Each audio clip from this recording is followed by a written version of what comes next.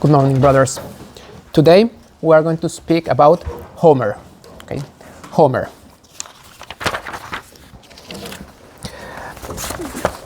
My bibliography, I'm taking Anthony Verti's Introduction to the Iliad, and don't think it's something to elaborate. You just take the Oxford edition of the Iliad, and it comes with an introduction. So you can resort to those sources as well.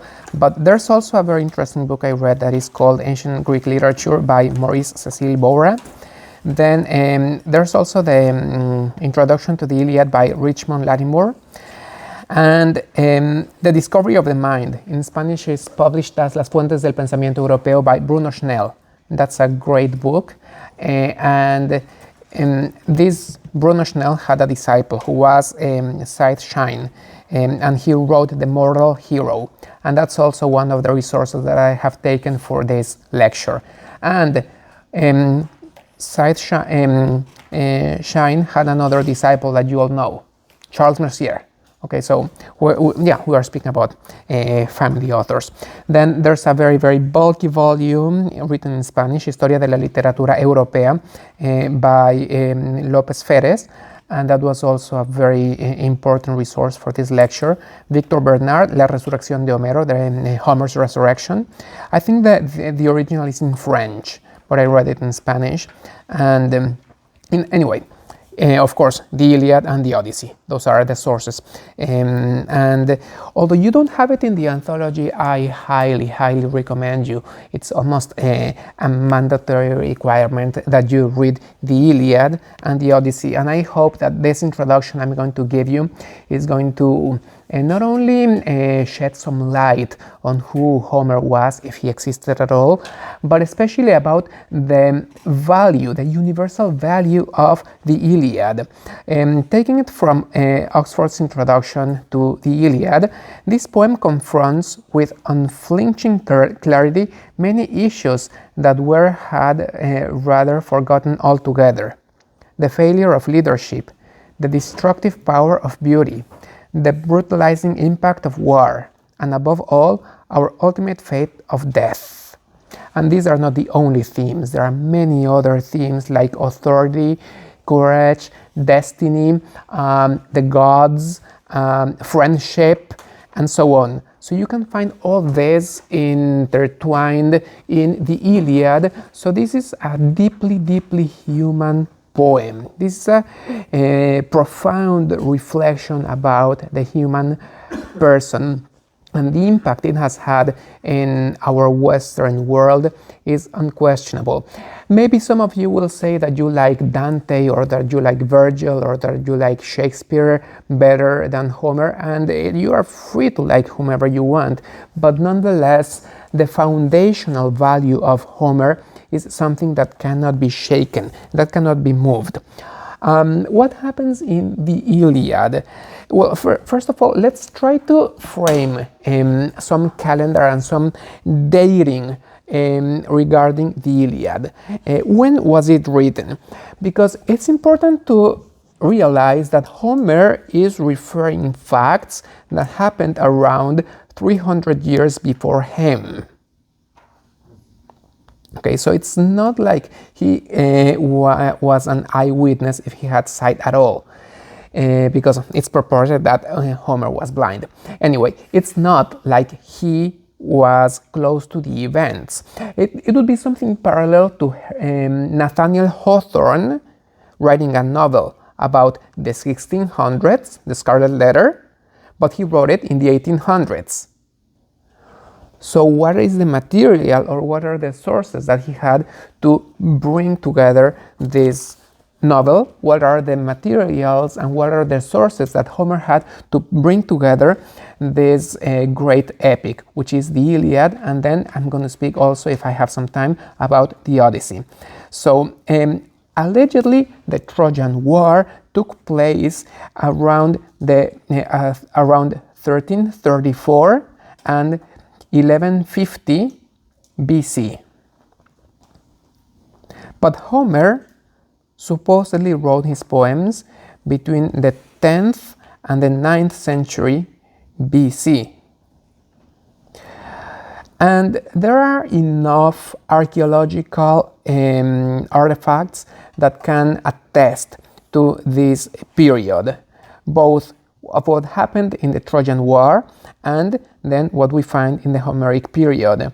And for the most, Homer is very coherent. So he names only those devices that were in use in the 1300s BC. No, and maybe sometimes he makes a mistake and he names some artifacts that were in use in his time, but those are exceptions, and many of those questions that have been raised against Homer's authority have been then defeated by archaeological findings, because we thought that this armor that Homer describes pertained to Homer's time, and then we found with archaeological records that it went back in time. So Homer is not always, but is very coherent, and it's something to marvel. In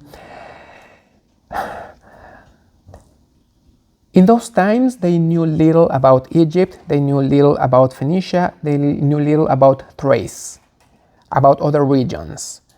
And they are hardly mentioned in the Iliad, but they are extensively mentioned, well, not extensively, but they are at least mentioned in the Odyssey, which also gives us a hint that they probably were written in different times.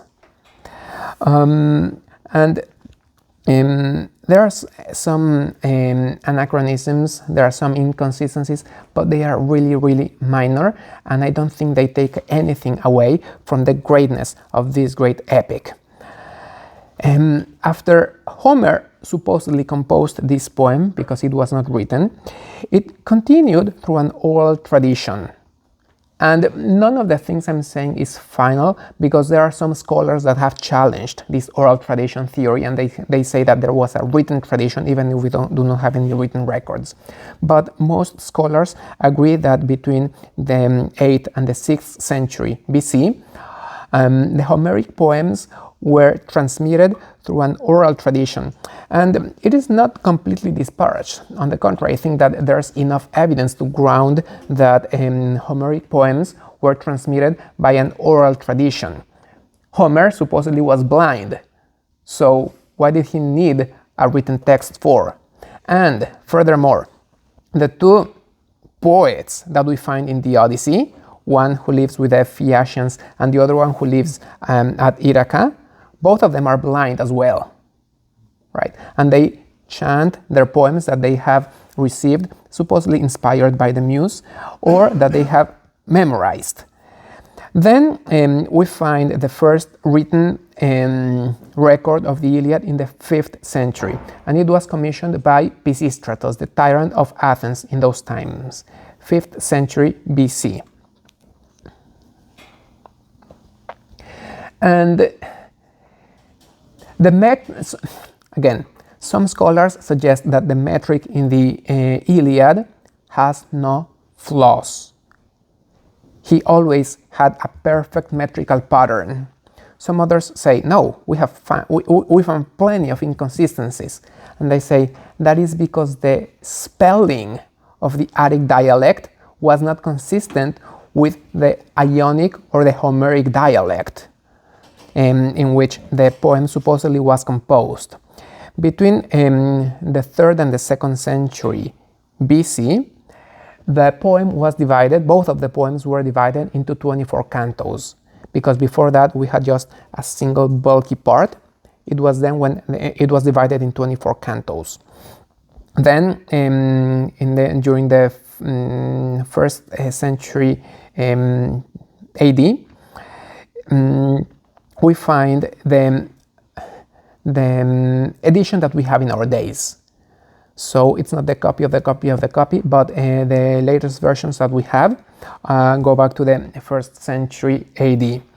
And during the Roman Empire and the Middle Ages, studies of Homer declined. Of course, because most of the Western world was focused on Rome and Roman literature, especially the great epic that Virgil had written. So Homer fades a little into the background, but nonetheless, Homer is kept alive and widely studied in the East. In the Byzantine period, he's thoroughly studied, and I'm referring to the 6th through the 14th century. So in Constantinople, Homer was widely read and studied. Then Homer blends in with our culture, our civilization, and now I'm coming to something that you all know. For example, the scientific revolution, right? And historical criticism, and positivism, and rationalism. How did all those things affect or influence the study of Homer?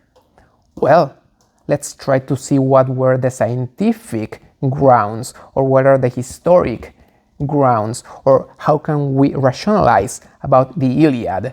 So that that deepened a lot the study of Homer in a different way, under a different perspective, under a different lens.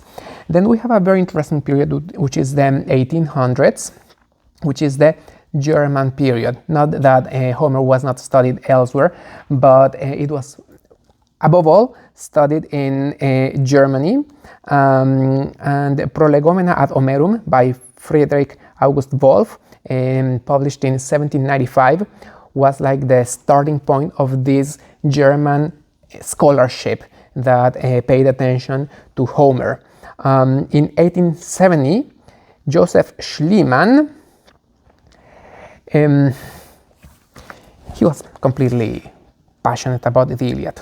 I think that he was completely crazy, and most people thought that he was completely crazy, that he went crazy. Just like Cervantes, just like Don Quixote went crazy by reading books of ancient chivalry, I think that Joseph Schliemann went completely crazy, but now we are speaking not about a fictional character, we are speaking about somebody who actually lived, by reading Homer, to the point that he only agreed to have his children baptized if some passages of the Iliad were read during the liturgical service. And one of his children was named Agamemnon, and the other one was named Menelaus.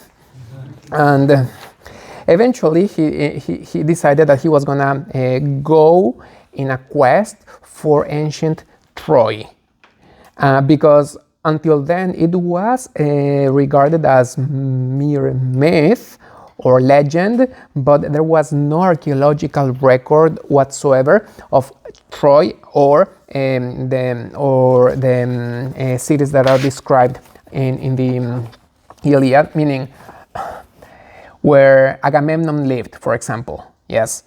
And what do we find of his palace? Well, maybe not much. So he went, and following the Iliad, which he had completely memorized, of course, both in German and in Greek, following what he knew about the Iliad, he was able to find the lost city of Troy and a few other archaeological artifacts. And in the 20th century, most of the scholarship and the studies about Homer have been conducted in English. So it's what has been called the Anglo-Saxon period. But I think that this gives us a very important note to understand the value of Homer. Why? Because Homer has been able to speak to our culture through many generations. And I think that he can speak to you personally. And not only once, but as you read the Iliad, I think that the Iliad or the Odyssey can speak to you in a new way. Let me give you a few examples. Achilles. Is he a whiny teenager putting up a tantrum? Well, if you read the Iliad and you find in Achilles a whiny teenager, maybe that's because you are a whiny teenager yourself and you are feeling, you identify with him, you find it relatable. And I will not deny that at some point I read Achilles as a whiny baby, as a whiny teenager. Well, maybe that's my mindset when I first read the Iliad. But reading it, I don't know, and the third and the fourth time, I found in Achilles somebody very mature, because he calls the assembly and he dialogues and so on. So who changed? The book or myself? Obviously, I had changed, and I could find a new way to relate to Homer. Nestor, the old man. What is Nestor always saying? What is his main line all the time in the Iliad? When I was young, men were stronger. When I was young, we were braver. When I was young, everyone was courageous. Now there's decline. Have you heard that sometimes? Of course, that's a common line that we find most old men. And reading that helps me understand their perspective. What will happen if I see it to 70? What will happen if I read the Iliad when I'm 70? Maybe I will say, he was right. My mindset will change because I can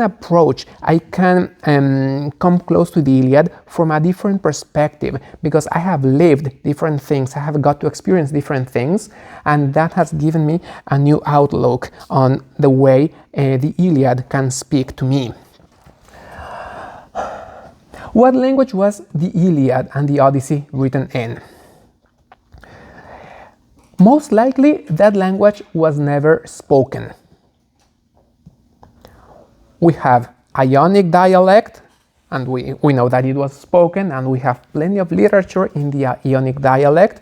We have the Aeolic dialect, which also we know it was spoken, and we have plenty of literature in the Aeolic dialect. We have the Doric dialect, the Attic dialect, okay? But the Homeric dialect is kind of a mixture, especially of the Ionic and the Aeolic dialect. So most scholars say that it was an artificial language. Somebody created this language to acquire readership throughout all of Greece.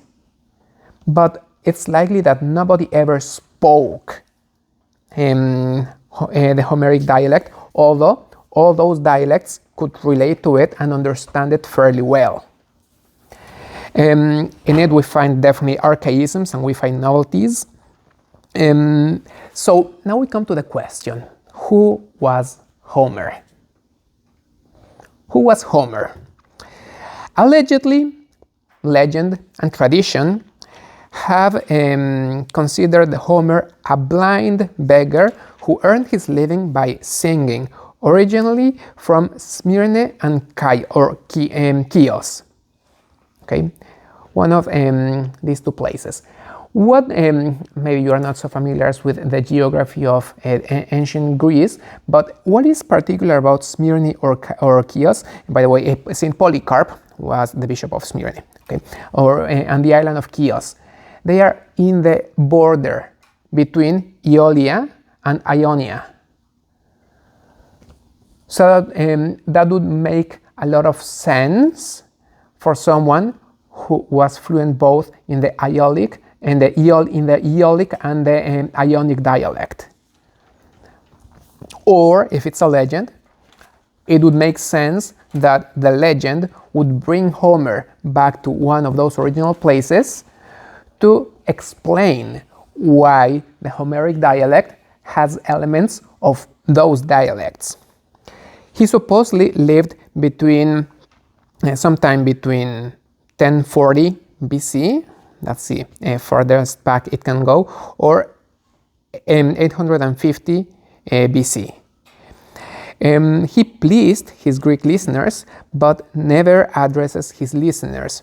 But his intention is to please them or to mock them. And here we find again a wide room of interpretation. Is Homer trying to exalt the Greek heroes? And you can see that he exalts the glories of the Greek heroes. But at the same time, some interpreters and some scholars have seen Homer or have suggested Homer was mocking the Greeks in such a subtle way that maybe the Greeks themselves didn't realize. For example, the quarrel between Agamemnon and Achilles might seem ridiculous if you look at it as a comedy. So you could very well read it from that perspective, and it would be it would give a lot of food for reflection. And I don't think this is a closed question, and I think it also speaks about the greatness of Homer, because it opens different avenues and you can read it from different perspectives. He calls the Greeks Danaans, Argives, Achaeans, but never Greeks. And he makes the Greek heroes shine for his listeners. For example, you know that in the beginning we have Achilles, but then Achilles withdraws from the fight. That gives Homer the occasion to make Diomedes and Ajax and Agamemnon and Menelaus, the Greek heroes, that gives him the occasion to make these heroes shine. So what actually happened in the Trojan War? It has been questioned first if it was a Panacaic coalition, meaning did all the Greeks really go to Troy, or was it just a few and then they exalted it and exaggerated it in the poem? And then, of course, what reason would have all the Greeks to go and avenge the offense that Menelaus had received when his wife was stolen from him? And of course, then some others have created legends that say that there was an oath for all Greeks to fight the war of Menelaus. But that's something that comes after the Iliad. And it's important to realize that practically all of Greek literature, in some way or another, goes back to Homer, either explaining those gaps that we have in Homer or elaborating what we already have in Homer. Was it a victory? Did the Greeks win at all? Was it in Troy? Did it last 10 years? Was it really because of Helen? But for the Greeks, so this, contemporary history and contemporary scholarship has questioned all these facts, right? But for the Greeks, that was history. That was unquestionable, and that was something they regarded as a fact. And I don't know if any of the ancient Greeks actually questioned this as not being historic. In Homer, we find someone who claims to be inspired by the muse, and he knows everything. We have an omniscient narrator who knows everything, and when I say everything, he even knows the fate, and he knows the minds of the gods. The fate, which is called Moira in Greek, is something that often remains hidden even to the gods themselves. But Homer knows everything. He knows the feelings of men. He knows what is going through the minds of the gods. He knows the fate, and he knows everything. That makes him a great poet. And for him, the poem he writes is handed over to posterity as history. And not only history, but also like a manual of war, a manual of medicine, a manual of geography, a manual of military strategy, a manual of command, a manual of theology, right? And anything that we have to know about the gods is already given to us by Homer. So the Greeks resort to the Iliad and to the Odyssey like in the absence of a sacred book, which they didn't have a sacred book, they resorted to the Iliad and to the Odyssey as almost sacred books, and in them they found answers to many questions. How were wounds treated? Okay, Homer describes how wounds were treated, so let's try to heal wounds as Homer describes. For example, think of Alexander the Great, who lived like 3 or 4 centuries after Homer. For him, he always kept the copy of the Iliad that Aristotle had written for him. And you know that he was a great military strategy, and he tried to envision himself as a new Achilles. So Achilles was his inspiration. Then when it comes to, let's say theology, meaning the study of the gods, of course not in a Christian sense, notice that if you know the geography of Greece, there are many islands, and it's a land where there's very little land. Most of it's sea. It's interesting when Xenophon gets, well, he's not lost, but he's wandering. Just like sailors who are lost say, land, land, when they feel they are saved. Well, for them, their discouragement and their despondency was when they were completely inland, and their excitement was when they saw the sea, Thalassa, Thalassa, and they started crying out with joy when they finally saw the sea. So this was a people of sailors.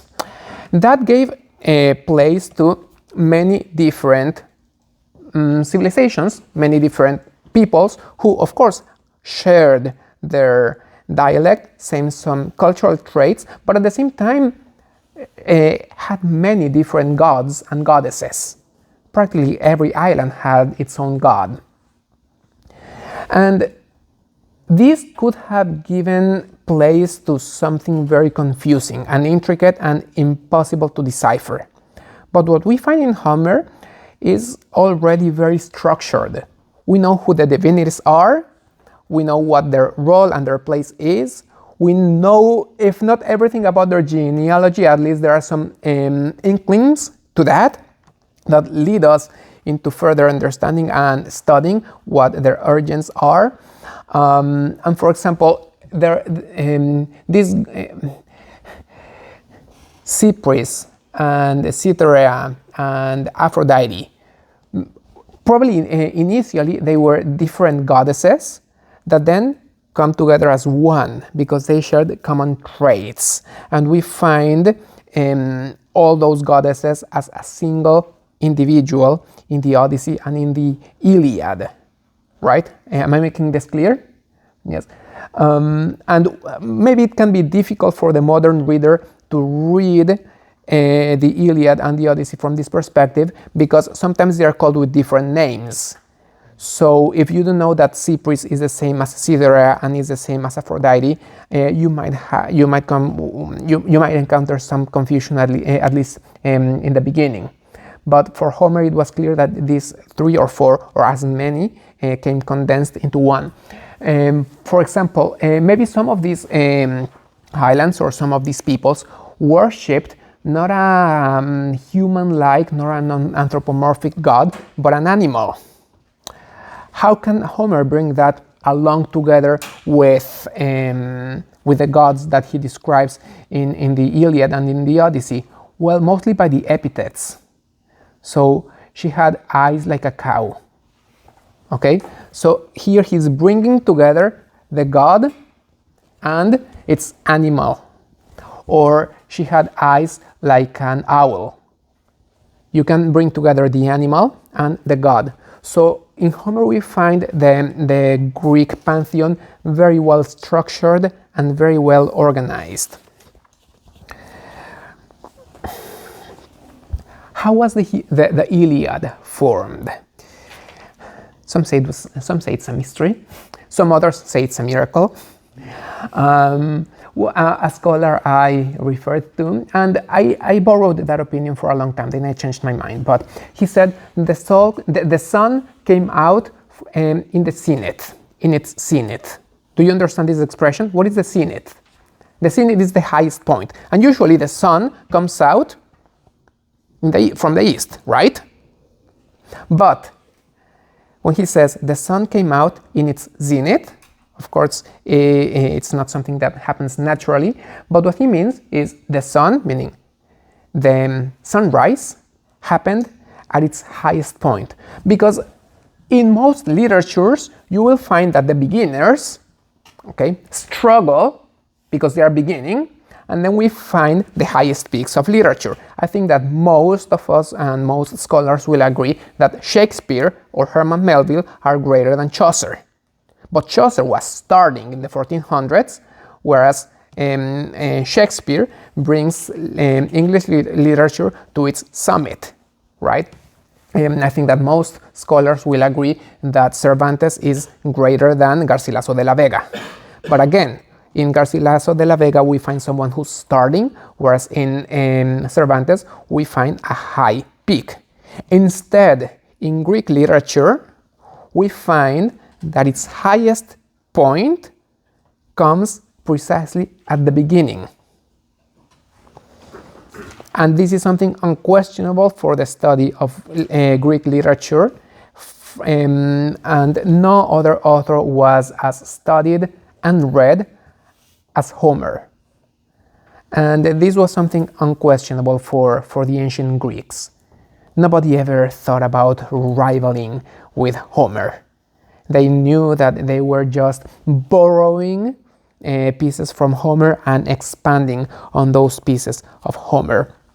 However, I said that I adhered to that opinion, saying that it's a mystery or that the sun came out in its zenith. But after I deepened my studies, I realized that there are pre-Homeric poems. Of course, they are only fragments, and we know very little about them.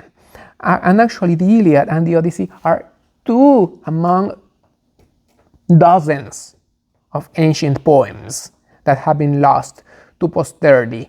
And we shouldn't think that this came out of nothing. So there's a tradition that is not written, that has been lost to us, and we don't have any records of that. But we shouldn't think that Homer came out of nothing.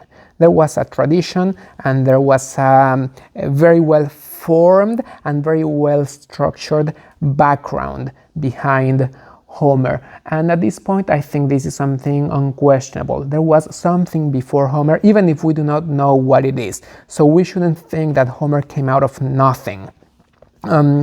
Why was the Iliad preserved? Why was the Odyssey preserved? And why were all the other poems lost to us? We don't know. We don't know. Some say, well, the Iliad and the Odyssey were preserved because they were the best. How can you know? Really? Yes, and I think that there's a gap, and there's something that cannot be filled only with our imagination, but I just want to make clear that it's not like Homer came out of nothing. On the other hand, none of the pre-Homeric poems mentions Patroclus. None of the pre-Homeric poems mentions Hector.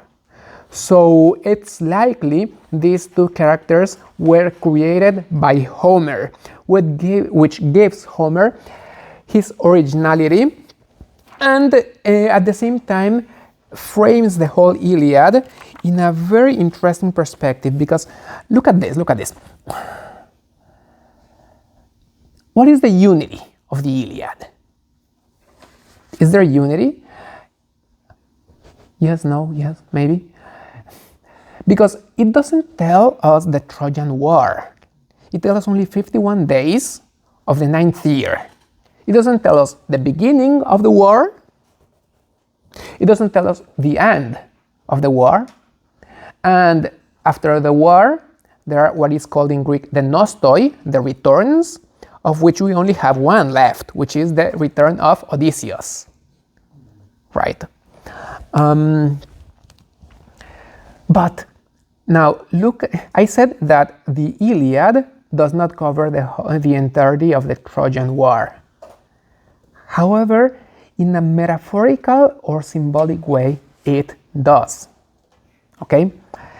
Because although it happens only through 51 days of the 9th year, and it mentions nothing of the beginning or the end of the Trojan War, notice how there's the catalog of the ships. What is that? That is reminding us of all the Greeks going to Troy. Then there's this fight between Agamemnon and Paris. What is that? That is telling us why all the ships went there. What were the motivations for this war to happen? Patroclus, who's a created character, who is a character created by Homer, dies, what does that foreshadow? The death of Achilles himself, right? And then Hector comes back and he's welcomed by the women. What is that? That's the symbol of Troy, okay, almost being caught and despaired because they knew that Hector was about to die. It was his fate and he was not going to be able to overpower Achilles. And eventually, of course, Hector dies. What is that? That's the symbol of the fall of Troy. So in a condensed way, Homer was able to convey the entirety of the Trojan War as a unity, which is something I find really marvelous.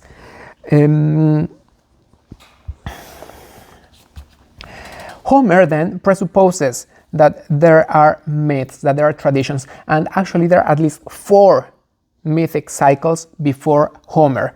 One is the myth where we find Hercules. Hercules happened immemorial time before the Trojan War, and there were myths of Hercules circulating in the times of Homer. There's also the Minoic cycle, and you know the myth of the Minotaur and Theseus. That also happened immemorial time before Homer. The Theban cycle, and when you read, for example, Antigone is the most representative work, and Oedipus the king, but they are not the only 2 characters. There are many other characters that fall within the Theban cycle. That's also taken for granted in the Iliad and in the Odyssey. That is why when Odysseus goes down to the netherworld, he encounters Tiresias, who was the soothsayer for the Theban cycle. And finally, we find the Trojan cycle. So there are cycles, there are mythic cycles that were taken for granted, that Homer assumes his listeners know. And there's a great unity to the poem, and that is something that calls our attention because the authorship of the poem has been questioned. And that brings us to what we call the Homeric question. The Homeric question. First, was it a single person who wrote the entire work, or is the Iliad a patchwork taken from rhapsodies and songs that were scattered and then eventually put together? And there are enough pieces of evidence to support both of the theses. I'm going to present a few supporting each side, and then let you make your mind. Okay.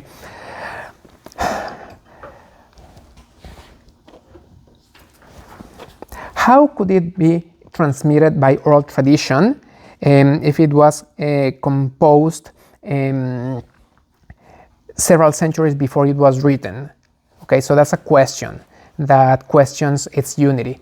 But at the same time, I've already said that it's not superhuman to think that somebody might have learned and memorized the Iliad and then transmitted it. Then in one of the studies I read by early editions of the Greek epics and Homer, textual criticism, our Iliad is likely to be the result of extremely complicated processes involving both orality and writing, which we can no longer reconstruct. I kind of disagree, right? Because this is leading us to some kind of skepticism, where in the end he says, well, I'm sure that there were some literary and oral processes, but they cannot be reconstructed. It's easy to say that, isn't it? Right? So either you show why they cannot be reconstructed, or you try to give us some grounding of how these were reconstructed. So let us give some arguments in favor of Homer not being a single person. So maybe this was the patchwork, this was the compilation of several scattered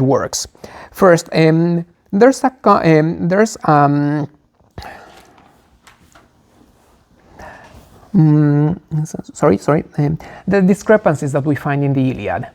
For example, Atreus dies twice. Okay, first he's killed by Hector, and then we find him again. So if there was some unity and if there was a single mind thinking of this, why do we find him dying twice? Okay, there are grammar discrepancies. So the grammar that we find in the Iliad is not always consistent, and much less when we compare the Iliad and the Odyssey. You all know enough Greek to know what an augment is. An augment is very recent in Greek. So in the Iliad, we will find very little augments for the aorist and for the imperfect. Right. In the Odyssey, we find a few more. In the Iliad, we find hardly any abstract nouns. In the Odyssey, we find a few more, which gives us a hint to say, well, this was a more evolved language. Then there are some studies about Bosnian singers and how they transmitted it. So, meaning how they transmit their own folk stories, and some scholars, their name are Parry and Lourdes, both of them have said that this could be very similar to what happened with the process behind the Iliad.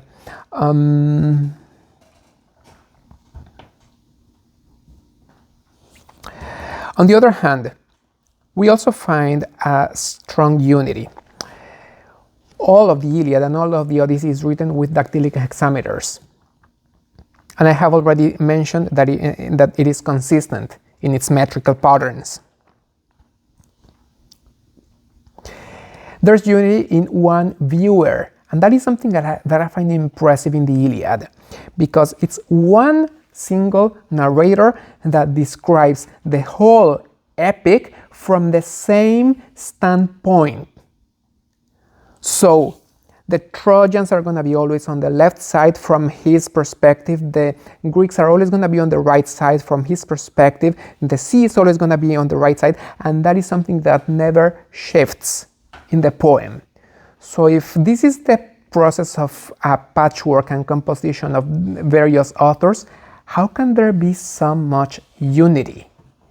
And sometimes he will zoom in to see a little twig cracked by the wheel of a chariot. Sometimes he will zoom out, but it's always from the same perspective.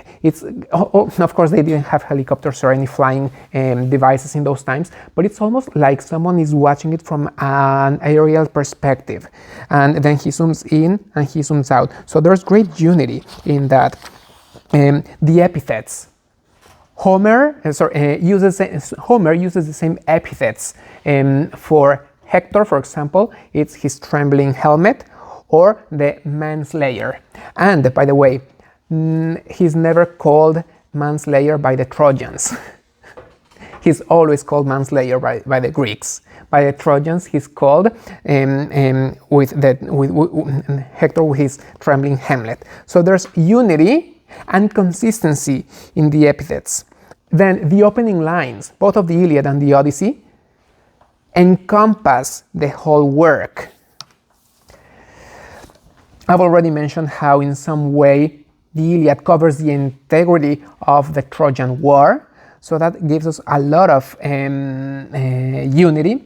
All through the Iliad there's consistency in formulas. For example, A strikes B and misses. B strikes but fails to pierce the shield or the armor. A slices B. That's a formula that is often found in the battles. Or A strikes B but fails to fill the shield and armor. A flees. C slays A, and A is always a Trojan. So there's consistency in those formulas that we find all through the Homeric work. Finally, because I'm running out of time, so I'm just gonna leave you with some final thoughts about the Iliad and the Odyssey. What was Homer's intention? As a literature professor, I am extremely cautious to the point of being almost skeptic about dealing with the intentions of an author. And we have to be very careful when we study the intentions of an author, right? But let us just throw out two suggestions. First, was this a metaphor? Or was this a legend? Or was this a work of fiction? Let's stick to those two theories, because I myself was dealing with those two hypotheses. Is this a figment of his imagination? Or is this something that he's trying to tell us as a history? Or is this something that he's crafting as a metaphor? Okay? And the metaphoric value of the Iliad is very strong. Know that there are different groups of gods contending. Of course, in the end we have the Trojans and the Greeks, but they all have their supporters. And these supporters, more than gods, more than divinities, look like Greek aristocrats. And they represent different values. Athene, she favors the Greeks, right? She favors the Greeks. Hera, yes. Do you pronounce it Hera or Hera? Hera, she favors the Greeks. What do they both represent? Hera symbolizes marriage. Athene symbolizes law. Okay?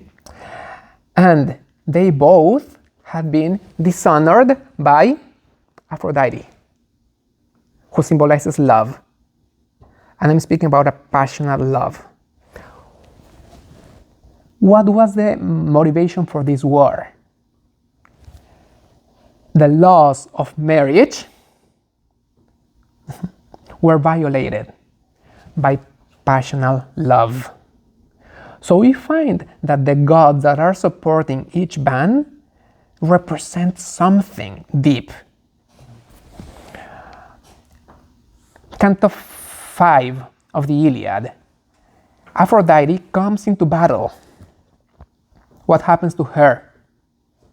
She's wounded. What is that? Now think of the noble side of love, not only passion love, but feelings. What happens when you bring out your feelings in a strife or a contention? That's the first thing that gets hurt. There's a strong symbolism behind it, right?